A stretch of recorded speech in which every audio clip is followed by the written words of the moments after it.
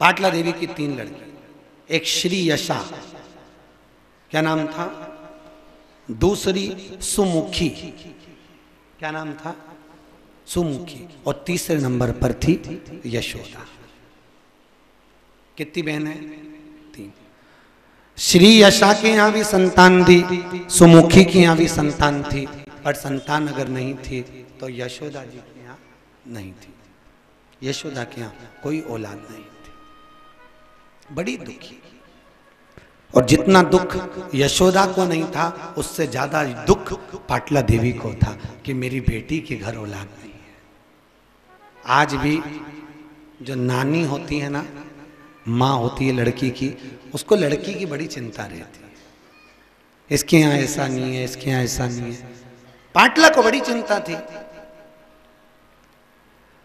इतने में एक दिन यमुना जी के घाट पर पाटला देवी यमुना जी का स्तवन कर रही थी और यमुना जी के घाट पर बैठी थी। एक संत का आगमन हो गया। संत ने कहा, पाटला तू हमेशा यमुना के घाट पर आती है, दीपदान करती है, स्नान करती है, पूजन करती है, एक काम कर, तेरी बेटी की अगर औलाद नहीं है तो तू श्रावण की पूर्णिमा पर तेरी बेटी के यहाँ अगर संत भोजन करें और भोजन कर कर आशीर्वाद देंगे तो तेरी बेटी के घर संतान होगा।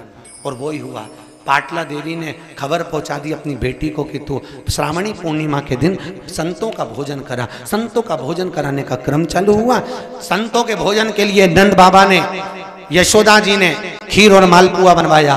खीर मालपुआ बना, नंद बाबा परोसने के लिए गए। इतने में पाटला देवी के कहने से यशोदा जी भी भोजन परोसने के लिए गई। यशोदा जी ने इतना पल्लू कर लिया। कितना पल्लू? इतना। हाथ में भरी भरी चूड़ियां, पल्लू इतना, पाँव में पैजनिया, कमर में करधनिया, और यशोदा जी जैसी भोजन परोसने के लिए आई। इतने में भोजन परोसती परोसती ब्राह्मणों ने देखा नंद बाबा की दाढ़ी सफेद, बाल सफेद, ऐसा लगता है नंद बाबा के छोरे की पत्नी है, इसलिए तो इतना घूंघट करी। अब बाबाओं ने देखा तो कुछ नहीं, आशीर्वाद दे दिया, बहुरानी पुत्र भव। जैसे ही कहा पुत्र भव, यशोदा जी ने घूंघट ऊंचा कर दिया। जैसे ही घूंघट ऊंचा करा, इतने में एक बाबा ने दूसरे बाबा से कहा, इसका भी बाल धोला है रे, ये तो डोकरी है, ये तो बुड्ढी है। आशीर्वाद गलत हो गया।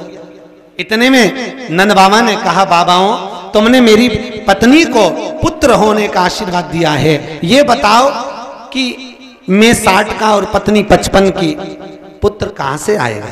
संत बोले, हमने आशीर्वाद दिया है, अब वो भले कहीं से भी आए पर तुम्हारे घर में बेटा जरूर आएगा, ये पक्का है। और ना जाने किस ऋषि मुनि ने धागा हाथ लपेटा कि नंद घर अनहोनी हो गई, बेटी हो गया बेटा।